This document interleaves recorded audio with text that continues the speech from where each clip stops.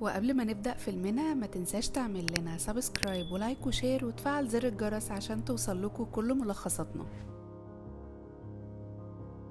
بعد 10 سنين من انتشار فيروس روتا ALZ113 الخاص بعقار الزهايمر أو أنفلونزا القرود، بنلاقي إن حصل دمار كبير جدا من حوادث وتطبيق للأحكام العرفية، وكمان انهيار كامل للنظام المدني وتعليق جميع الوظائف الحكومية لأجل غير مسمى وعدد ضحايا بالملايين. وبنشوف سيزر وباقي القرود اللي هربوا وعاشوا في غابة أشجار الصمغ، وبنعرف إن سيزر بقى عنده ابن اسمه بلو آيز، وبيكونوا بيصطادوا غزلان وسيزر بيعلم ابنه وسايبه يصطاد لوحده وهو بيراقبه من بعيد. وفي الوقت ده بيهجم دب عليه وسيزر بيطلع عشان يحمي ابنه، وبيجي كوبا من ورا الدب وبيخلص عليه بيشكره سيزر وبيقول لابنه اللي بيكون جسمه كله جروح من الدب إنه لازم يفكر قبل ما ياخد أي خطوة. وبيرجع سيزر وباقي القرود للمملكة، وبنشوف موريس وهو بيعلم القرود الصغيرين لغة الإشارة وبيقول لهم إن القرد ما ينفعش يقتل أخوه القرد. وبيروح سيزر عشان يطمن على مراته اللي بتكون ولدت، وبيجي بلو آيز عشان يشوف أخوه الصغير. بعدها بيقعد سيزر وموريس اللي بيقول له إنه ما شافش من البشر غير كل حاجة وحشة، وسيزر بيفكر هو فعلا البشر ممكن يكونوا خلصوا على بعض. فموريس بيقول له إن فات 10 سنين وآخر سنتين اختفوا تماما، فممكن فعلا يكونوا انتهوا.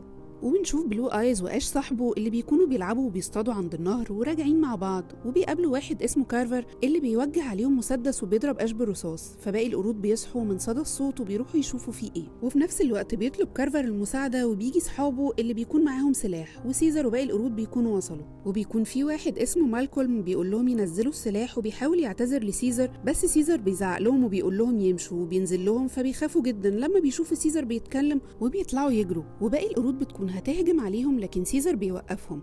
وفي الوقت ده بتقع شنطة ألكسندر ابن مالكولم ومش بيعرف ياخدها وبيمشوا، وبيأمر سيزر كوبا إنه يمشي وراهم ويراقبهم كويس. وبيوصل مالكولم واللي معاه لمدينة صغيرة، وبنعرف إنهم كانوا عايزين يتأكدوا إن في سد سليم عشان يولدوا منه كهرباء. وبيحكوا لدريفوس القائد بتاعهم على اللي حصل، واللي مش بيكون مصدق إن في قرد بيتكلم. وكارفر بيقول إنهم ممكن يكونوا سابونا نمشي عشان بس يوصلوا لنا ويخلصوا علينا. فبيقول لهم دريفوس محدش يتكلم في اللي حصل عشان اللي عايشين في المستعمرة ما يخافوش لحد ما يشوفوا هيتصرفوا إزاي بالظبط. وبيرجع كوبا واللي معاه وبيكونوا القرود متجمعين، وكوبا بيقول لهم انهم لازم يهجموا على البشر قبل ما هم اللي يهجموا عليهم. وموريس بيقول ان ده مش صح، لان محدش يعرف عددهم كام والاسلحه اللي معاهم ايه او حتى سبب وجودهم في المكان ده. وبيحصل انقسام بين القرود وبعضها، وبيزعق فيهم سيزر وبيقول لهم ان الحرب خطر جدا وانهم هيخسروا وطنهم والعيله والمستقبل، وبيقول لهم انه هيفكر في حل الصبح وبيمشي. بيروح كوبا ورا سيزر وبيقول له ان البشر مؤذيين جدا وانهم حبسوه عذبوه سنين لحد ما سيزر جه وانقذه، وبيقول له انه هيعمل اللي هو عايزه بس هم لازم يعرفوا قوتنا. وسيزر بيطمنه وبيقول له ان ده اللي هيحصل. وبيتجمع سيزر وعدد كبير من القرود وبيروحوا للمدينه، وبيتكلم سيزر وبيقول لهم ان القرود مش عايزه تحارب لكن لو اضطروا لده هيعملوه. وبينزل بلو آيز يدي لمالكولم شنطه ابنه، وبيقول لهم سيزر ان القرود في موطنها وانتوا في موطنكم، ما ترجعوش الغابه تاني. وبياخد باقي القرود وبيمشي. في الوقت ده البشر الموجودين بيكونوا خايفين وبيحصل هيصه، وبيطمنهم دريفوس وبيقول لهم ان سلاح الوكاله الاتحاديه لاداره الطوارئ والحرس الوطني كله بتاعهم، وان لو القرود رجعت هيندموا. وبيقول لهم كمان انهم عندهم حصانه من الفيروس والا ما كانوش هيبقوا لسه عايشين لحد دلوقتي. وبيقول لهم دريفوس كمان ان الطاقه اللي عندهم قربت تخلص، وكانوا لازم يوصلوا للسد اللي هناك عشان يولدوا طاقه تخليهم على تواصل مع باقي العالم، وان هم ما كانوش يعرفوا ان في حد هناك وانه هيلاقي طريقه تانية يوصلوا بيها للسد عشان يقدروا يبنوا كل اللي اتدمر. مالكوم بيكون مستني دريفوس وبيقول له ان مفيش طريقه تانية غير السد، فبيقول له دريفوس يبقى نحاربهم لان دي الطريقه الوحيده عشان يتواصلوا مع العالم الخارجي، خاصه ان الطاقه اللي عندهم مش هتكفي اكتر من اسبوعين. وبيطلب مالكوم من دريفوس انه يديله فرصه 3 ايام يروح يتكلم مع القرود، وبيقول له دريفوس 3 ايام بس، وانه لو ما رجعش هيروح يقتلهم كلهم. بتطلب إيلي مرات مالكوم انها تروح معاه، خصوصا انها دكتوره وممكن يحتاجوها. وابنه ألكسندر كمان بيطلب انه يروح معاه، وبيوافق مالكوم وبياخدهم في العربيه وبيروحوا للغابه، وبينزل مالكوم والباقيين بيستنوا في العربيه. وبيمشي مالكوم وبتشوفوا غوريلا اللي بتنادي على باقي القرود وهو بيسلم نفسه ليهم، وبيمسكوه يودوه لسيزر وبيرموه في الارض.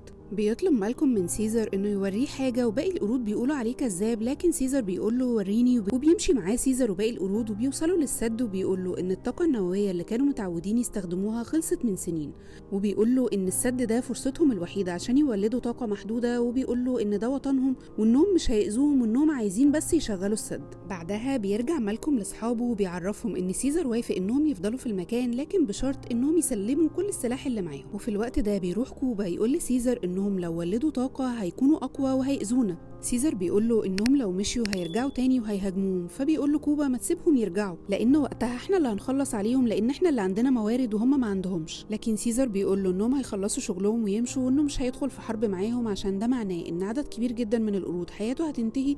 وبيكون كوبا متعصب جدا ومش ناسي كل التعذيب اللي تعذبه في المختبر، وبيزعق مع سيزر وبيشاور له على كل الجروح اللي في جسمه، وبيقف سيزر وبيبرق له، فبيستسلم كوبا وبيعتذر له وبيمشي. وبيقول سيزر لبلو ايز ان كوبا ما اتعلمش من البشر غير الكره بس. وبنشوف كوبا راح المدينه من ورا سيزر، وبيقول للقرود اللي معاه انه مش بيثق في البشر زي ما بيثق فيهم سيزر. وبيوصل كوبا واللي معاه لمخزن السلاح اللي في المدينه، وفي واحد بيشوف كوبا وبيرفع عليه سلاح، وبيجي واحد تاني وبيكونوا هيقتلوه، فبيعمل كوبا نفسه عبيط يعني، فبيطردوه وبيرجع للي معاه، وبيقول لهم انه لازم يحذروا سيزر من اللي البشر بيحضروه. وفي الوقت ده مالكوم واللي معاه بيكونوا شغالين في السد وبيفجروا جزء منه، لكن للاسف بينهار عليهم، وسيزر وباقي القرود بيساعدوهم انهم يطلعوا من تحت الانقاض. وبيشكر مالكوم سيزر انه انقذ حياتهم، وبيطلب منه وقت زياده علشان يخلصوا الشغل في السد. وفي الوقت ده بينزل بلو ايز واخوه يلعبوا مع إيلي والكسندر اللي بيكونوا فرحانين بيهم جدا. وبينزل القرد الصغير وبيروح لشنطه كارفر يلعب فيها، وفجاه بيروح له كارفر وبيزعق له وبيكون هيضربه لانه مخبي سلاح في الشنطه مش عايز حد طبعا يشوفه. في الوقت ده بيجري عليه سيزر وبيضربه، وبيرفع كارفر عليه السلاح اللي كان في الشنطه، وسيزر بيشد منه السلاح وبيكون هيقتله، فبيطلب منه مالكوم انه ما يقتلوش. بيتعصب سيزر جدا وبيقول لهم انا قلت من غير سلاح، وبيرمي البندقيه في النهر، وبيأمرهم سيزر يمشوا من الغابه، وبيمشي ويسيبهم. بيرجع سيزر بيته وبيلاقي ان مراته تعبانه جدا، وبنشوف مالكوم واللي معاه وهم بيلموا حاجتهم عشان يمشوا، بس مالكوم بيقرر انه يروح لسيزر يتكلم معاه، وبتروح وراه إيلي، وبيتأسف مالكوم لسيزر اللي بيكون متعصب جدا وبيقول له ده بيتي، وبيطرده. في الوقت ده إيلي ومالكوم بيلاحظوا ان مرات سيزر تعبانه، وإيلي بتعرض تعالجها لانها معاها ادويه ومضاد حيوي، لكن سيزر مش بيكون واثق فيهم، بس إيلي بتقول له خليني اساعدها، وبيوافق سيزر وبيديهم فرصه يوم كمان، وبيقول لهم ان القرود هتساعدهم يخلصوا المهمه بتاعتهم. وبيرجع كوبا للغابة وبيقول لبلو ايز ان البشر خطيرين، وبيسألوا عن سيزر اللي بيقول له انه مع البشر عند السد، وبيكون بلو ايز حزين. بعدها بيروح كوبا عند السد وبيكون متعصب جدا وبيضرب الكسندر، بس موريس بيقف قصاده عشان يحمي الكسندر. وفي الوقت ده بيجي سيزر وبيقول لكوبا ان البشر هاجموا ولادك وانت خليتهم يستنوا، وانه كده بيخلي القرود في خطر، وبيقول له انه بيحب البشر اكتر من القرود واكتر من ولاده. وبيغضب سيزر من كوبا وبيهجم عليه وبيكون هيقتله، لكن بيقف وبيقول له ان القرد مش بيقتل اخوه القرد، وبيقوم وبيعتذر له كوبا وبيطلب منه السماح، وبيسامحه سيزر وبيسيبه يمشي. بعدها سيزر بيكون قاعد مع ابنه اللي بيكون زعلان منه عشان مساعدته للبشر، وبيسيبه وبيمشي. وبنشوف كوبا وبيكون معاه قرد تاني وبيقول له ما تقولش لسيزر على الأسلحة اللي لقيناها. وبيروح كوبا لبلو ايز وبيقول له ان سيزر ما عادش بيثق فيه، بس هو خايف عليه من البشر اللي معاه، وبيقول له ياخد باله منه. وبيرجع كوبا لمخزن السلاح اللي في المدينة، وبيقابل الاتنين اللي قابلهم قبل كده، وبيعمل نفسه عبيط تاني، وفجأة بياخد منهم السلاح وبيقتلهم. وفي نفس الوقت ده بيكون مالكوم واللي معاه شغالين في السد، وبتيجي إيلة ناديله، وبيروحوا لمكان في الغابة، وبنشوف ان الكهرباء اشتغلت، وبيكونوا فرحانين جدا انهم نجحوا وهيروحوا المدينة عشان يطمنوا اكتر. وفي نفس الوقت ده بيكون كوبا رجع وبيهجم على كارفر وبيقتله. وبيرجع سيزر ومعاه مالكوم وإيلي، وبنلاقي ان مراته بقت احسن وان الدكتورة نجحت في علاجها. وفي اللحظة دي بنشوف كوبا بيخلي القرد اللي معاه يولع في المكان، وفجأة سيزر بيشوف كوبا اللي بيضربه بالسلاح اللي جايبه من المدينة، وبيقع سيزر من على الجبل، وكل القرود بتخاف وبيصرخوا. وبيظهر كوبا في الوقت ده وبيقول ان في سلاح بشري، وان البشر قتلوا سيزر وحرقوا بيوت القرود، وبيقول انهم لازم يهجموا على مدينة البشر ويحاربوهم عشان يجيبوا حق سيزر. وبيعمل نفسه بيحب سيزر، وبيقول لبلو ايز انه هينتقم لابوه، وبيحضنه وبياخده معاه للمدينة. وبنشوف موريس بيهرب مالكوم واللي معاه، وبيستخبوا في حفرة من القرود اللي بيكونوا رايحين المدينة. وفي المدينة بيكونوا بيحتفلوا عشان السد اشتغل والكهرباء رجعت، وبتكون محطة الإرسال اشتغلت، وبيحاولوا يبعتوا إشارة. وفي نفس الوقت بيوصل كوبا واللي معاه وبيهجموا على مخزن السلاح ويسرقوه، وبيبدأوا بالهجوم على البشر، وبيقتلوا أعداد كتير. وبيجي واحد من الجنود يحكي لدريفوس اللي حصل، اللي بيطلق صفارة الإنذار، وبيحاول يطمن الناس إنهم مجرد قرود وهيهزموهم. وبنشوف إن بلو آيز مع كوبا، وبتبدأ الحرب بين القرود بقيادة كوبا والبشر، واللي بيروح ضحيتها عدد كبير جدا من القرود وكمان من البشر. وبيضرب دريفوس صاروخ على براميل وقود وبتنفجر في القرود، والقرود بترمي البراميل المولعة في البشر، والحرب والتفجيرات مستمرة. وفي الوقت ده بنشوف كوبا وصل لدبابة بيموت اللي كان سايقها وبيرميه، وبيبدأ يروح ناحية المكان اللي متجمعين فيه دريفوس واللي معاه، اللي بيهرب جزء منهم وجزء القرود بيمسكوه.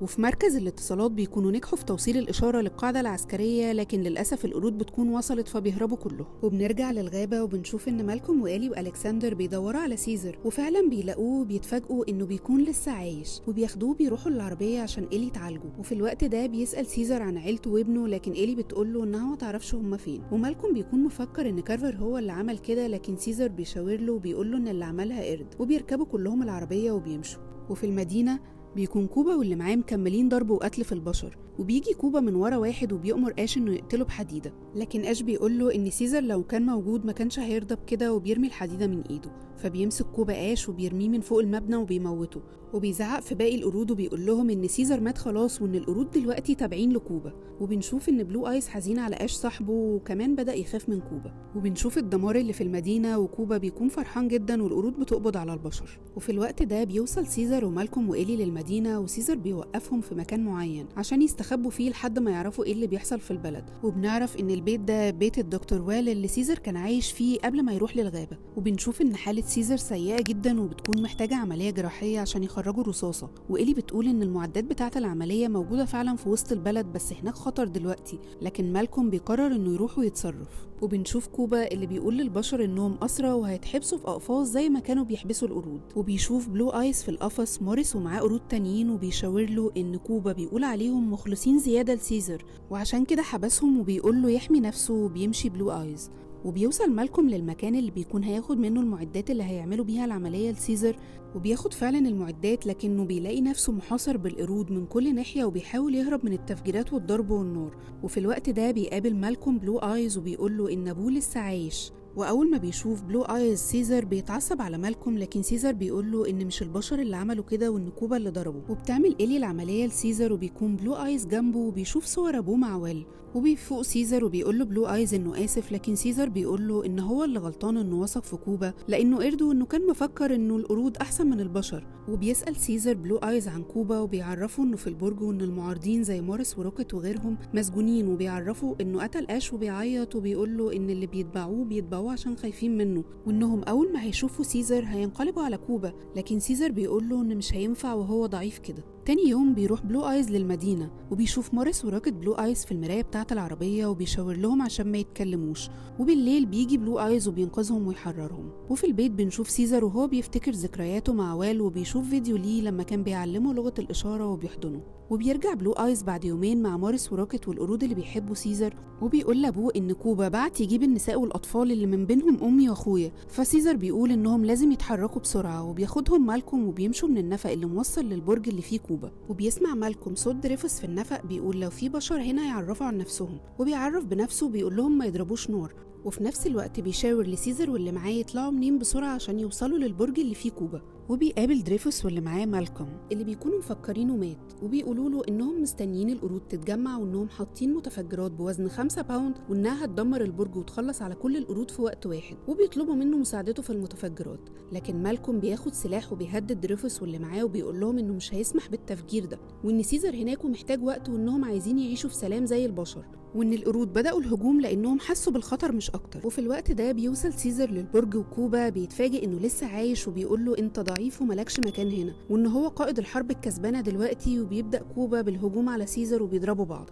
وسيزر بيقول لكوبا انه كان بيعتبره اخ ليه، وكوبا بيقول له انت اخ للبشر بس، وان هو بيحارب عشان حريه القرود. فبيقول له سيزر انت بتحارب عشان كوبا والقرود دي كلها بتموت بسببك، وان كوبا مكانه في القفص. فبيتعصب كوبا وبيكملوا هجوم وضرب في بعض. وفي الوقت ده بيقرر دريفوس انه يفجر البرج ومش بيسمع كلام مالكوم، وبياخد جهاز التحكم وبيفجر القنابل والبرج بينهار والقرود بتقع. وبيقوم كوبا وبيكمل ضرب في سيزر واللي معاه، وبينط سيزر على كوبا اللي في الوقت ده بيكون متعلق على طرف البرج. وبيجي سيزر فبيقول له كوبا القرد مش بيقتل اخوه القرد. في الوقت ده سيزر بيمسك ايد كوبا وبيكون هينقذه، وكل القرود بتراقب اللي بيحصل، لكن سيزر بيقول لكوبا بس انت مش قرد، وبيسيب ايده وبيقع كوبا وبيموت.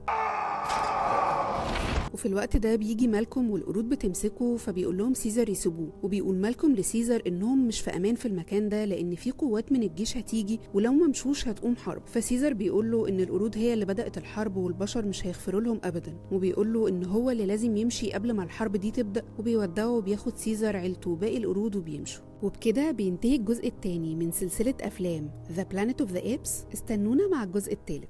وبكده بينتهي فيلمنا النهاردة. أتمنى يكون عجبكم، وقبل ما تمشوا ما تنسوش تعملوا لنا سبسكرايب عشان عيلة أفلامنجية تكبر بيكم. أشوفكم الفيلم الجاي.